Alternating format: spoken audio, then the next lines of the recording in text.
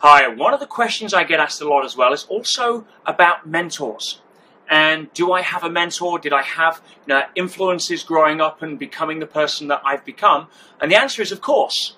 When we're born, as parents know, kids don't come with an owner's manual.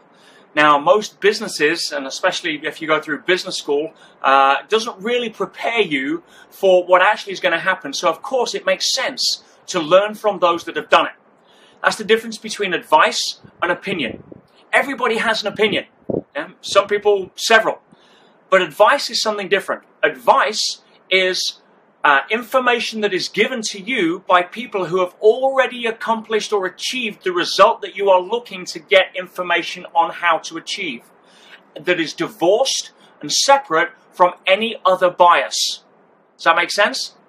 So if you're seeking advice rather than opinion, be sure to know the difference. Now, back to mentors quickly. So I have had several mentors growing up. One of the biggest mentors that I've had in terms of my psychology is a gentleman I encourage you to look up. His name is George Zalicki.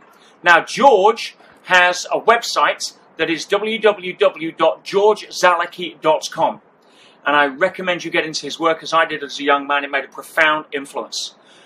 As a business mentor, Dan Pena is certainly a prolific gentleman that I encourage you to check out. Dan has been my mentor for over a decade, and if you go to danpena, Pena.com, you'll see exactly what I mean. Dan is a charismatic billionaire that has added about 50 billion euros to his mentees over the years. He's a no-nonsense guy, so I warn you, be prepared to accept a slap-in-the-face style. If you can do that and get your ego out of the way and see the jewels of wisdom behind it, then I encourage you to check him out.